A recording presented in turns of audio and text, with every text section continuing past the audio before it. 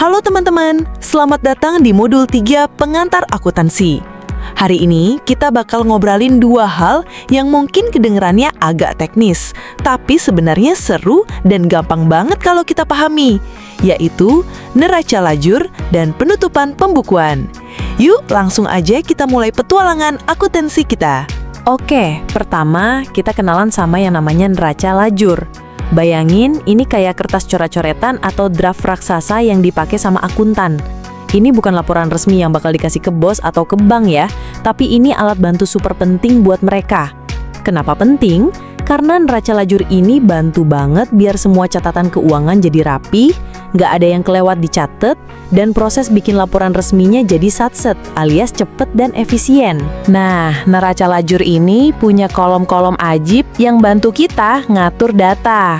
Kolom 1, daftar saldo awal. Ini isinya catatan uangmu di awal periode. Misalnya, berapa uang kas yang kamu punya, berapa utangmu, dan lain-lain. Kolom 2, penyesuaian. Ini yang seru. Di sini, kita catat hal-hal yang perlu disesuaikan.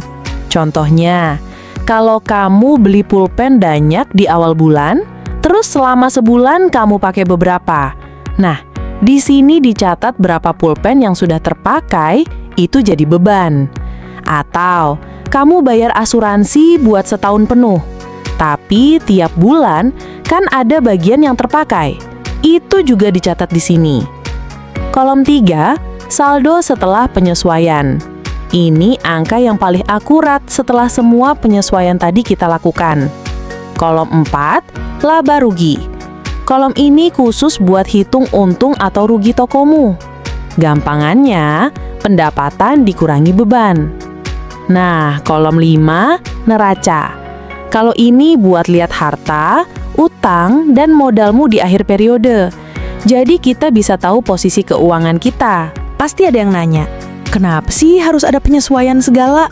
Gini, kadang di dunia nyata, ada beberapa transaksi yang belum tercatat sempurna di akhir periode. Misalnya, beban yang belum dicatat. Karyawanmu udah kerja sebulan, tapi gajinya baru dibayar bulan depan. Nah, gaji ini kan beban bulan ini, jadi harus dicatat sekarang meskipun uangnya belum keluar. Atau pendapatan yang belum diterima. Kamu udah selesai kasih les privat, tapi muridnya baru bayar minggu depan. Jasanya udah kamu kasih, jadi itu udah jadi pendapatanmu sekarang. Terus, ada juga aset yang sudah habis pakai, kayak komputer atau kendaraan. Nilainya kan berkurang terus tiap tahun karena dipakai. Pengurangan nilai ini harus dicatat. Dan terakhir, uang muka dari pelanggan. Pelanggan udah bayar di depan buat jasa yang akan kamu kasih nanti.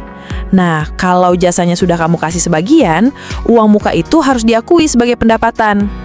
Intinya, penyesuaian ini biar catatan kita jujur dan akurat. Ada beberapa jenis penyesuaian yang sering muncul.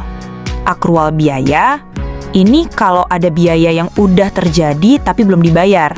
Contoh paling gampang, gaji yang belum dibayar. Karyawan udah kerja tapi gajinya belum kamu kasih. Tundaan biaya, ini kebalikannya. Kamu udah bayar di muka tapi bebannya belum semua kamu pakai. Contoh, asuransi dibayar di muka. Kamu bayar asuransi setahun di awal, tapi bebannya kan baru diakui tiap bulan. Akrual pendapatan. Ini kalau ada pendapatan yang udah kamu hasilkan, tapi uangnya belum kamu terima. Contoh, jasa selesai tapi belum dibayar. Kamu udah benerin motor orang, tapi dia belum bayar. Tundaan pendapatan. Ini juga kebalikannya. Kamu udah terima uang di muka, tapi jasanya belum semua kamu kasih. Contoh, uang muka dari pelanggan. Pelanggan bayar di depan buat les privat 10 kali, tapi kamu baru ngajar 2 kali. Nah, setelah semua catatan rapi di neraca lajur, kita masuk ke tahap tutup buku. Ini tuh kayak bersih-bersih papan tulis di kelas setelah pelajaran selesai, biar besok bisa mulai lagi dari nol. Kenapa harus bersih-bersih? Pertama, biar nggak campur. Pendapatan dan beban itu kan cuma berlaku buat satu periode aja, misalnya 1 tahun. Kalau nggak ditutup, nanti pendapatan tahun ini bisa kecampur sama tahun depan, jadi nggak jelas. Kedua, biar tahu untung rugi bersih. Dengan tutup buku, kita bisa tahu persis berapa sih hasil akhir bisnis kita di periode itu, apakah untung atau rugi. Jadi, ini penting banget buat evaluasi. Ada beberapa jenis catatan atau akun yang harus kita bersihkan atau tutup di akhir periode. Yang pertama, pendapatan dan beban. Ini kayak catatan sementara yang harus di-reset jadi 0 biar siap buat periode berikutnya. Yang kedua, prive. Ini kalau pemilik bisnis ambil uang dari bisnisnya buat keperluan pribadi. Ini juga harus ditutup. Nah, proses nutupnya itu pakai yang namanya jurnal penutup. Gampangnya gini, semua beban kita pindahin ke satu kantong namanya ikhtisar laba rugi. Semua pendapatan juga kita pindahin ke kantong yang sama, ikhtisar laba rugi. Di kantong ikhtisar laba rugi ini, kita hitung deh, lebih banyak pendapatan atau beban. Kalau lebih banyak pendapatan, berarti laba. Kalau lebih banyak beban, berarti rugi. Nah, hasil laba atau rugi ini kita pindahin ke modal pemilik. Kalau laba, modalnya nambah. Kalau rugi, modalnya berkurang. Terakhir, prive juga kita pindahin ke modal pemilik. Jadi, modalnya berkurang karena diambil pemilik. Biar makin jelas, kita perlu tahu bedanya akun real dan akun nominal. Akun real itu kayak barang-barang atau uang yang nyata dan tetap ada. Contohnya harta, kayak uang kas, bangunan, kendaraan, utang, pinjaman, dan modal, uang pemilik. Akun-akun ini saldonya nggak dinolkan di akhir periode, tapi dibawa terus ke periode berikutnya. Kayak kamu punya tabungan, saldonya kan terus berlanjut. Nah, kalau akun nominal itu kayak catatan sementara yang cuma berlaku buat satu periode. Contohnya pendapatan, biaya, dan prive.